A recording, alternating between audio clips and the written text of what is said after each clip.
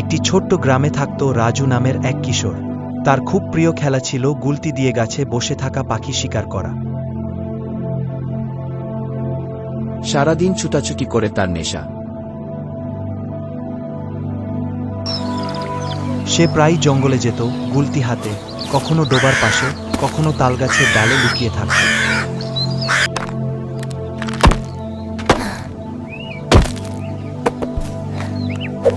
একদিন সকালে রাজু একটা সুন্দর গানের শব্দ শুনে থমকে গেল। এক গাছের ডালে বসেছিল একটি সাদা বুকের ছোট্ট পাখি। রাজু ভাবল, এটা তো খুব সহজ টার্গেট।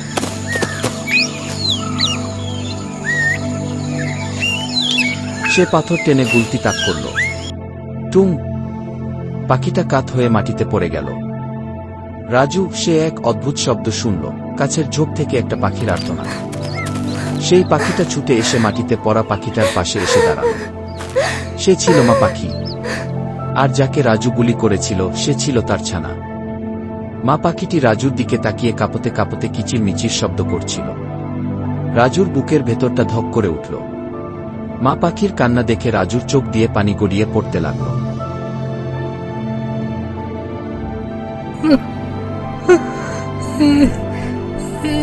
আমি কি করলাম? সে বুঝল সে কেবল একটা পাখি শিকার করেনি, সে একটি মায়ের ভালোবাসার কেন্দ্রটাকেই আঘাত করেছে।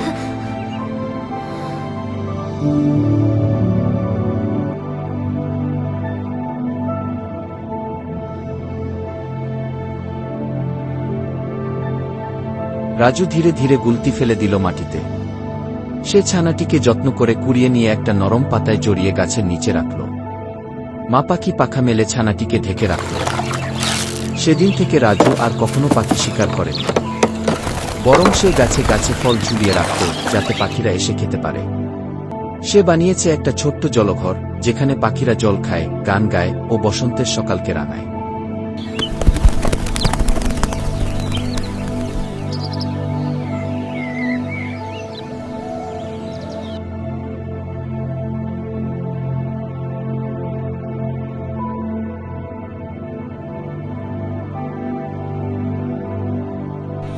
গল্পটি তোমাদের ভালো লেগে থাকলে অবশ্যই নিচে সাবস্ক্রাইব করে ফেলো।